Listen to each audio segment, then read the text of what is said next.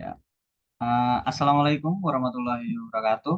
Selamat pagi, siang, sore, malam, kapanpun, dimanapun Anda melihat video ini.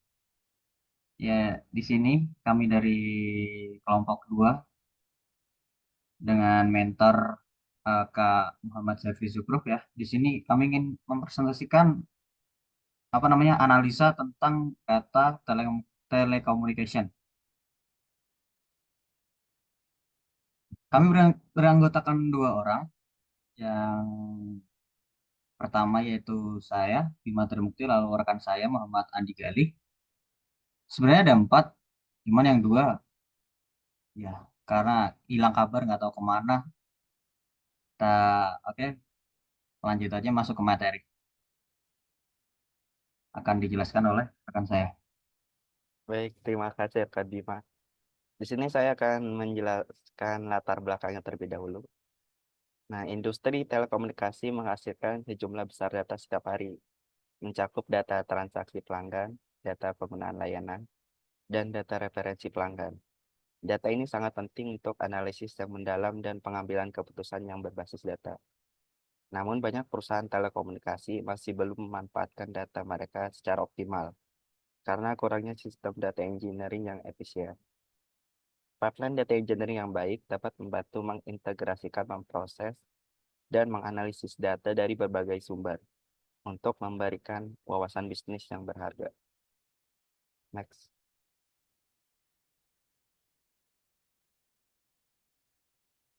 Nah, lalu tujuannya, proyek ini untuk merancang dan mengimplementasikan pipeline data engineering dan industri telekomunikasi. Pipeline ini akan mencakup proses ingest data dari laporan manual berformat CSV dan aplikasi OLTP menggunakan database PostgreSQL.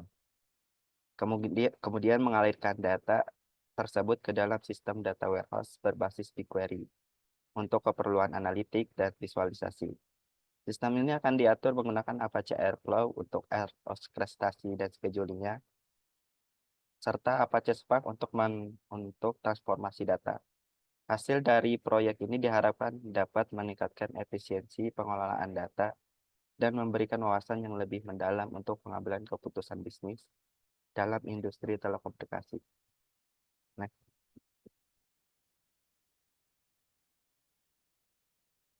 Nah, di sini beberapa manfaat yang diharapkan. Yang pertama yaitu meningkatkan efisiensi dalam pengelolaan data transaksi dan referensi.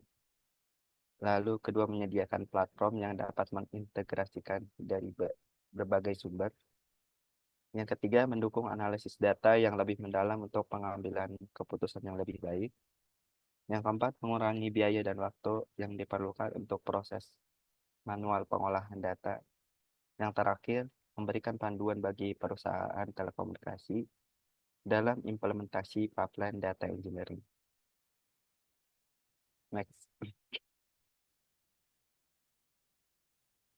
Di sini website dan tools yang kita gunakan, ya kita menggunakan website Kaggle untuk mengambil dataset data telekomunikasinya.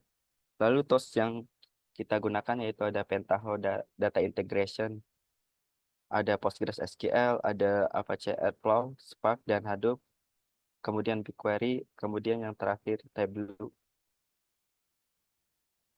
Next.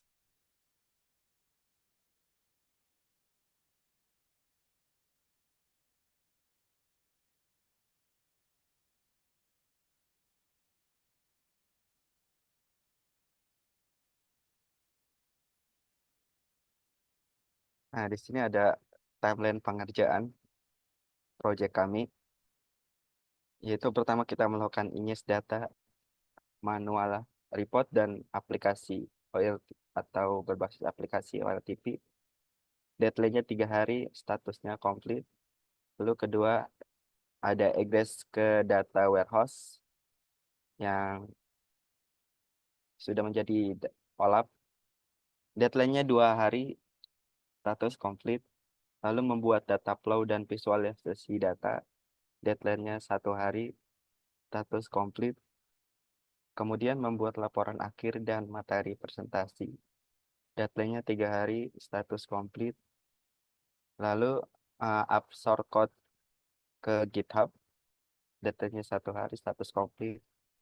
Yang terakhir membuat video presentasi, deadline-nya 1 hari, statusnya on progress karena kita sedang melakukannya. Nah,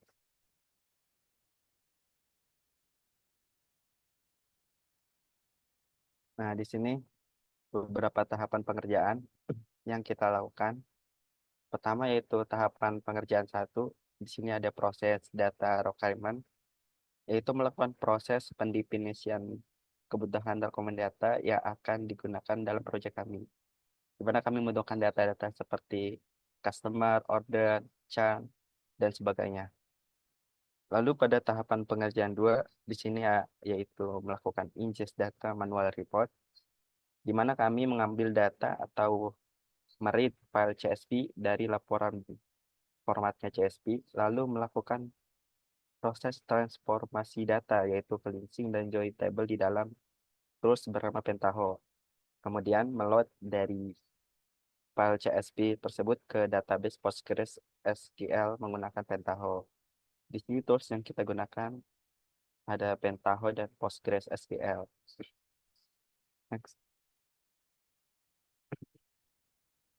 Nah, di sini adalah gambar proses read file CSV dan transformasi data, kemudian load data ke dalam Postgres SQL, di mana dari file lokal CSV kita ekstrak ke dalam Pentaho. Nah, di dalam Pentaho ini kita melakukan transformasi data, yaitu cleansing data dan kemudian joining table. Nah, setelahnya kemudian di load ke dalam Postgres SQL. Next.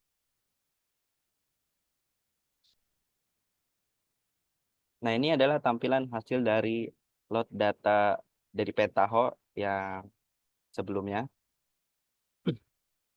di mana di dalam sini kita menggunakan database Postgres SQL.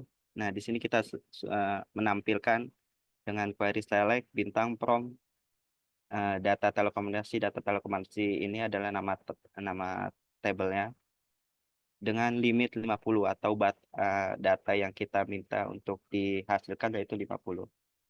Next.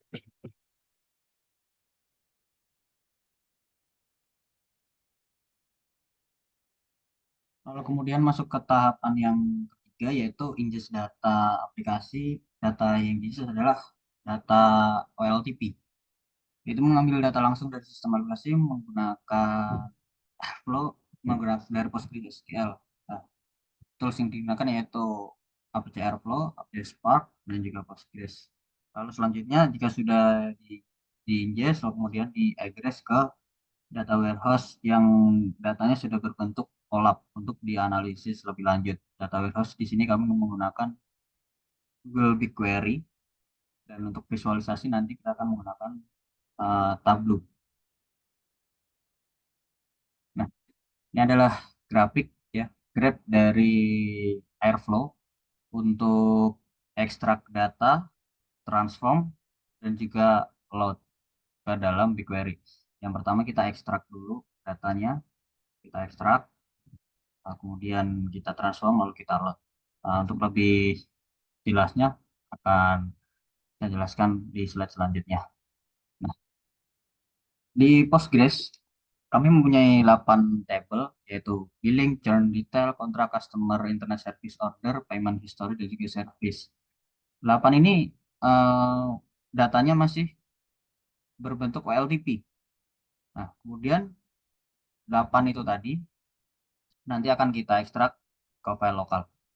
Dan di sini kita membuat default argumen dan juga duck.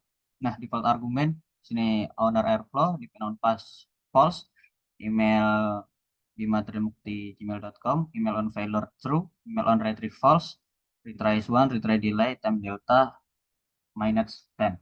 Nah, di sini dituliskan untuk email on failure bernilai true. Jadi nanti saat menjalankan DAG atau Airflow-nya berjalan, saat ada failure atau ada kegagalan, dia akan secara otomatis mengirim notifikasi ke email yang sudah ditentukan, yaitu di sini menggunakan bima@gmail.com. Lalu kemudian DAG, Postgres to BigQuery-nya, default argument, description-nya ini, ETL from Postgres to BigQuery. Nah, schedule interval time delta days 7. Jadi dia akan secara otomatis mengambil data atau menjalankan DAG-nya. DAG-nya tadi yaitu ekstrak, transform, lalu load. ETL, ekstrak, transform, load. Dalam 7 hari sekali dia akan menjalankan DAG tersebut. Dari mulai tanggal 1 bulan Juni 2024. Nah, ini udah contoh kegagalan atau contoh task yang fail. Di sini untuk task Spark ETL task fail, gagal. Maka secara otomatis dia akan mengirimkan notifikasi ke email yaitu Elfro alert, task index, Postgres to BigQuery, ini DAG-nya.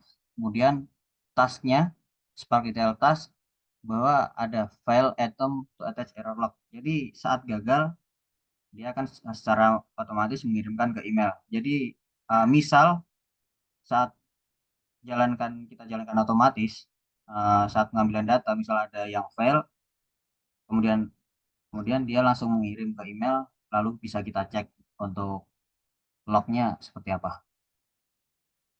Nah, di sini ada function untuk Airflow-nya yaitu untuk ekstrak data, untuk load data dan juga clean up files. Nah, untuk ekstrak data sendiri yaitu kita mengekstrak 8 tabel. Yang tadi di Postgres yaitu ada 8 tadi, billing, churn, detail, dan lain-lain. Kita ekstrak ke file lokal, ke home beams dummy data final project. Kita ekstrak. Lalu kemudian kita transform menggunakan Spark dan juga Hadoop. Nah, untuk apa namanya application-nya atau script-nya ada di directory home beams airflow dax final project spark transformation menggunakan count id spark default. Nah, ini adalah function yang ada di Spark-nya sendiri. Yang pertama ada load CSV yaitu CSV yang ada di lokal kita load untuk dibaca di Spark. Kemudian cleanse cleaning data karena ada beberapa yang kurang apa ya, kayak kurang lah. Lalu kemudian transform data. Transform data ini di sini kami hanya eh, merger saja, jadi menggabung-gabungkan kolom-kolom antar tabel. Lalu kemudian write data ke CSV. Nah, cleanse data sendiri untuk data OLTP itu ada beberapa keterangan ya di beberapa kolom itu ada yang no internet service, ada yang no phone service, ada yang no. Jadi kami ingin menyeragamkan atau menyamakan. Jadi hanya jadi no atau yes, bukan no internet service, no yes, yes internet service, dan kemudian contoh transformnya itu hanya merger beberapa kolom saja.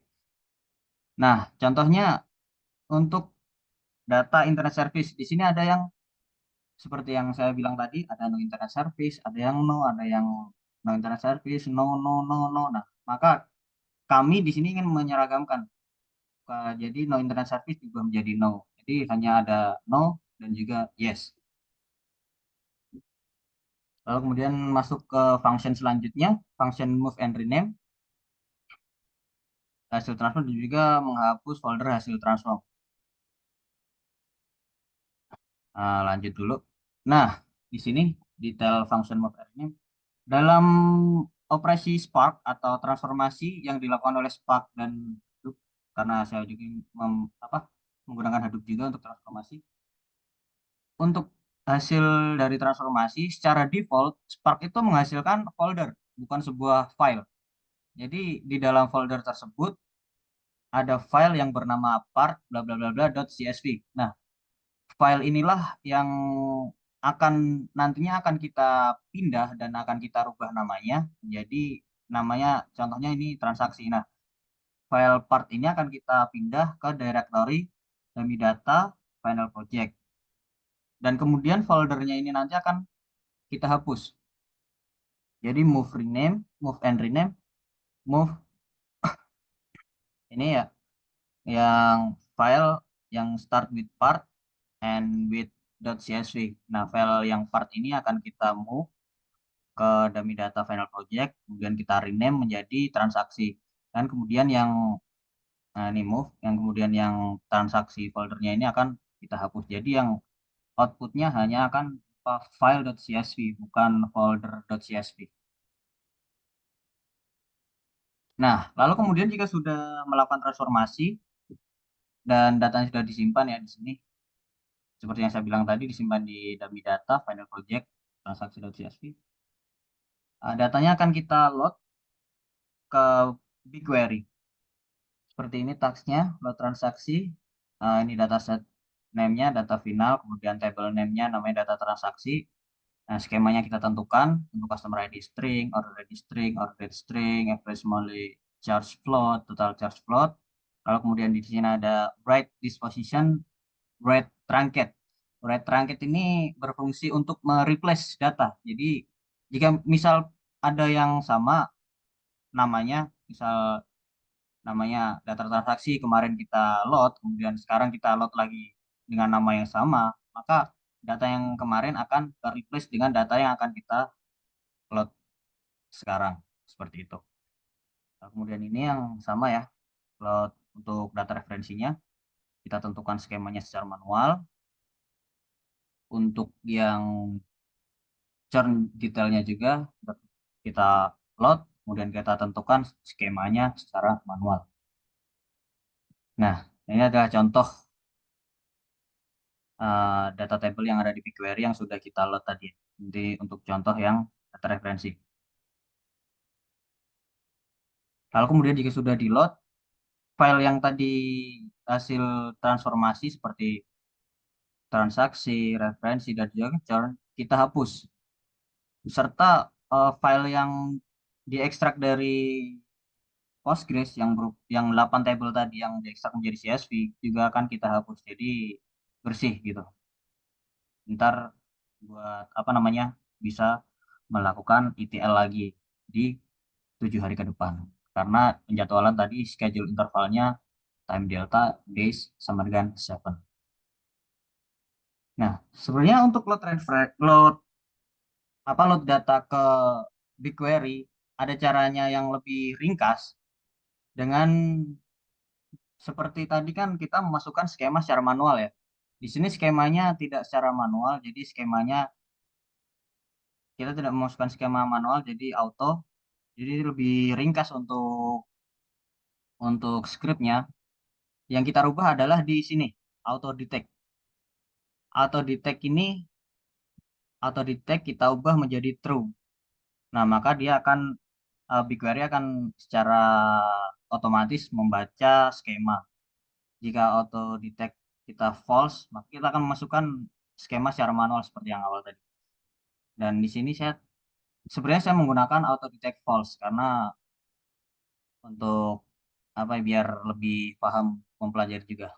Nah, jika auto detect kita true, yang harus kita ubah juga adalah untuk yang di function cleanse data. Ya, yang no internet service menjadi no, kita tambahkan karakter seperti titik agar si Google BigQuery tidak mendetek dia sebagai boolean. Jika kita tidak memakai karakter, hanya memakai no dan yes, secara otomatis maka BigQuery akan mendeteksi apa isi kolom tersebut sebagai boolean, bukan sebagai string. Walaupun sebelumnya kita sudah menggunakan string, namun saat auto detect kita set menjadi true, maka secara otomatis BigQuery akan membaca sebagai boolean. Nah, ini contoh yang kita gunakan menggunakan skema yang otomatis. Jadi kita tambahkan titik, no titik, yes titik. Nah, ini adalah contoh yang tidak memakai tambahan karakter. Jadi hanya yes no saja. Di sini muncul adalah, nah, yang seperti saya bilang tadi di BigQuery membacanya sebagai mendeteksi sebagai boolean. Jadi nilainya false, false, true seperti itu. Nah, slide selanjutnya akan dilanjutkan oleh rekan saya. Baik, Di sini saya akan melanjutkan presentasinya. Jadi di sini kami mengerjakan tahapan pengerjaan 5, yaitu membuat data flow. Dan data flow ini kita membuat diagram data flow pipeline, data engineering, diagram data flow untuk menggambarkan aliran data dari sebuah proses pengembangan pipeline data engineering. Nah, tools yang kita gunakan Draw.io dan Canva. Next. Nah, ini adalah gambar data flow. Di sini ada 3 tahapan, yaitu mulai dari ingest data, egress data, dan visualisasi data. Nah, pada data flow di atas ini yaitu manual report, di mana dari file lokal data source-nya yang berformat CSV, kemudian kita ekstrak ke dalam Pentaho.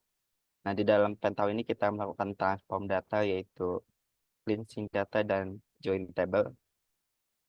Lalu kita load ke dalam database PostgreSQL. Nah, di sini berbentuk untuk staging area. Lalu data flow di bawah ini yaitu dari OLTP database data PostgreSQL, kita ekstrak ke file lokal. Nah, lalu kita melakukan transform data dan scheduling dengan ketiga tools ini, yaitu ada Apache Airflow, Apache Spark, dan Hadoop. Nah, setelahnya kita load atau kita ke load ke dalam data warehouse BigQuery. Nah, di sini sudah menjadi OLAP database. Dan ini juga termasuk melakukan tahapan egress data. Nah, setelahnya kita analyze menggunakan tools Tableau. Nah, ini juga termasuk proses visualisasi data. Next.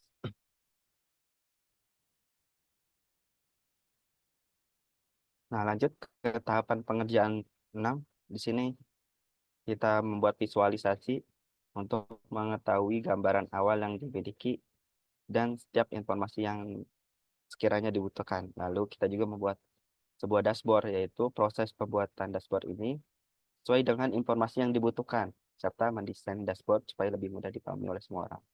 Terus yang kita gunakan yaitu Tableau. Baik, di sini saya akan menjelaskan dashboard proporsi pelanggan yang berhenti menggunakan layanan atau churn. Nah, pada visualisasi pertama di sini ada line chart. Line chart dari last interaction. Pada tahun 2016, 2017 sampai tahun 2023, angka pelanggan masih sekitar 150-an, di atas 150-an. Namun menariknya, pada tahun 2024, angka jumlah pelanggan drop sampai di bawah 100. Nah, lalu kita lanjut ke visualisasi pie chart. Di sini ada visualisasi churn by tenor, artinya pelanggan yang berhenti menggunakan layanan berdasarkan lamanya berlangganan. Nah, sekitar 49,95% no churn, artinya pelanggan masih berlangganan. Lalu 17,46% dissatisfaction, artinya pelanggan tidak berlangganan lagi karena dissatisfaction atau tidak puas dengan layanan tersebut. Lalu sekitar 14,99% pelanggan tidak berlangganan karena better offer uh, mendapat tawaran yang lebih baik. Lalu sekitar 17,60% pelanggan tidak berhenti berlangganan karena di relocation atau uh, pergi dari tempat tinggalnya.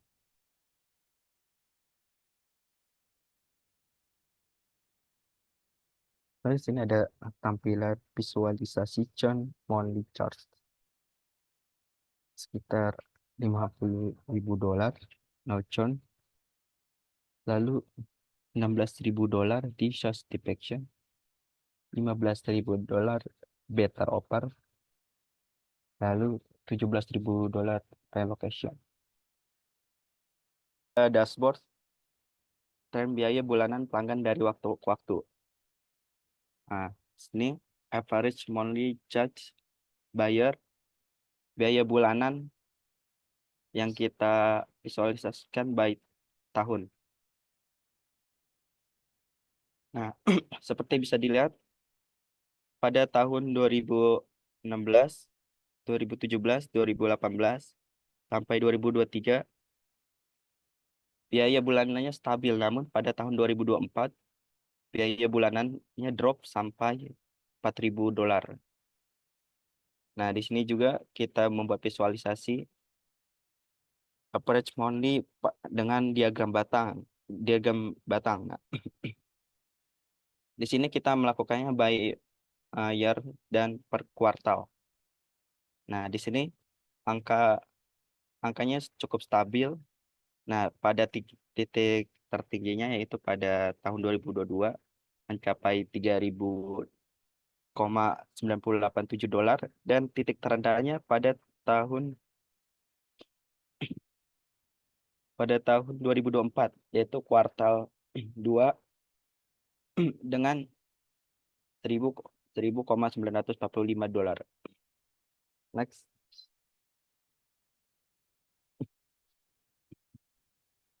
Nah, sebelumnya ini di sini ada dashboard tren biaya bulanan pelanggan dari waktu ke waktu. Sebelumnya kita melakukan visualisasi by average monthly. Nah, ini kita melakukan visualisasi by tile chart. Kurang lebih sama pada tahun 2016 sampai 2023 cukup stabil naik turun. Nah, namun pada tahun 2024 cukup drop ya. Di sini ada 100.063,380 dolar. Nah, di sini juga ada total charge buyer by kuartal. Kurang lebih sama.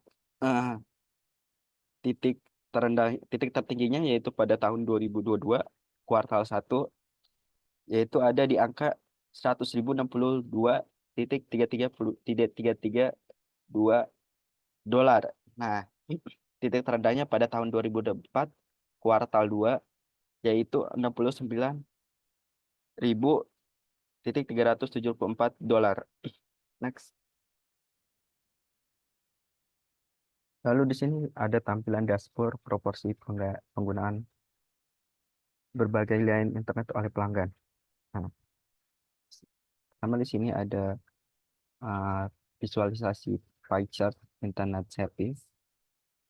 Sekitar 35,1% tidak menggunakan layanan internet service. Lalu sekitar 32,7% menggunakan layanan internet service jenis DSL. Lalu sekitar 32,3% menggunakan layanan internet service jenis fiber optik. Lalu di sini ada tampilan pie chart phone service. Sekitar 47,2% menggunakan layanan phone service dan 52,8% tidak menggunakan layanan phone service. Lalu ada layanan streaming TV. Di sini ada 30,23% menggunakan layanan streaming TV dan 67,7% tidak menggunakan layanan streaming TV. Lalu ada layanan streaming movies sekitar 66,8% tidak menggunakan layanan tersebut dan 33,2% menggunakan layanan streaming TV. Dan terakhir ada multiple lines sekitar 66,7% pelanggan tidak menggunakan layanan multiple line dan 30,3% ya menggunakan layanan multiple line. Nah, mungkin cukup sekian presentasi dari kelompok kami. Kurang lebihnya mohon maaf. Assalamualaikum warahmatullahi wabarakatuh.